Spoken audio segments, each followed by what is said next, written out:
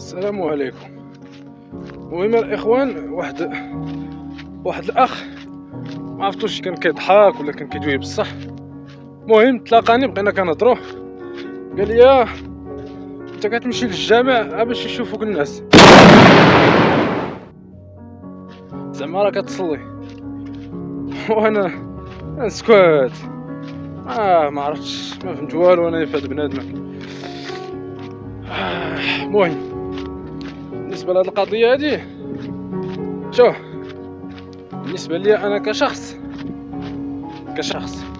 الله سبحانه وتعالى راه قال: وما خلقت الجن والانس الا ليعبدون ما اريد منهم من رزق وما اريد ان يطعمون. شوف، انا نفسيا ولا انا كبني ادم كشخص كنهضر على راسي، ما كنهضر على حتى واحد، كنمشي للمسجد باش نعبد الله سبحانه وتعالى، لانها اول حاجه كيتسال عليها العبد في القبر ديالو، لا يوم القيامه، في القبر ديالو نهار يموت، هي الصلاه. الرسول صلى الله عليه وسلم كان كيموت وكيوصي على الصلاه. وعاوتاني انا كنمشي للجامع، واحد النقطه اخرى، باش نشوف الناس، ماشي باش يشوفوني الناس، فهمتي؟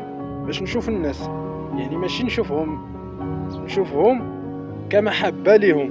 يعني انا ما كنكره حتى واحد، ما كنحقد على حتى واحد، الحمد لله، ما كنحقر على حتى واحد، ما كنبغيش الحقره. نشوفك ما كنعرفك ما حتى حاجه، نشوف ما كنحقر عليك، ما نقدرش نصبر. اول حاجه.